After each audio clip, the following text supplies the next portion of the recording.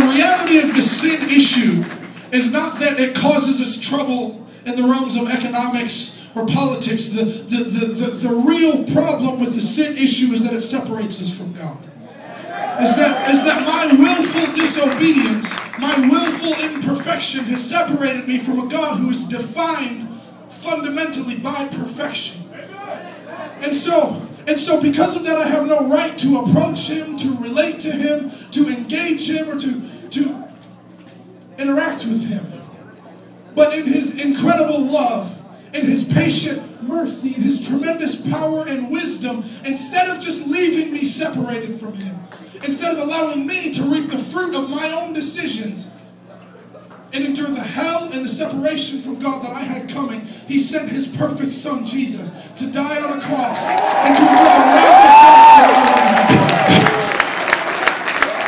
All theology aside, all genre lines aside, all modern church politics aside, the reality is that what Jesus did on the cross is the single most pivotal and vital instant opportunity for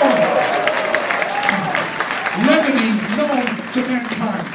We preach the gospel above all else. I'm not here talking about whether or not God still heals or not. We preach the gospel because I believe that through the gospel, every other issue can be resolved. I preach Jesus in no other name because there is no other name under heaven by which we must be saved than that of Jesus Christ. And I believe that at the name of Jesus Christ, every knee will bow and every tongue will confess that He is Lord, right?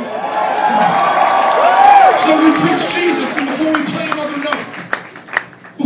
another note, listen, you don't have to come to my church or buy my book or think my band is good. But I believe with everything in me that you can encounter my Savior tonight. That you can meet Him. And that it will no longer be just another religious theory, but it'll be truth. Breaking into your life with real power for deliverance and freedom and victory for anyone that will come and get it.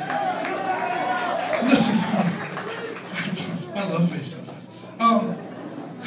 I felt like God said this to you guys specifically, to those of you that have known Jesus before you showed up, that you now have permission to believe for the impossible.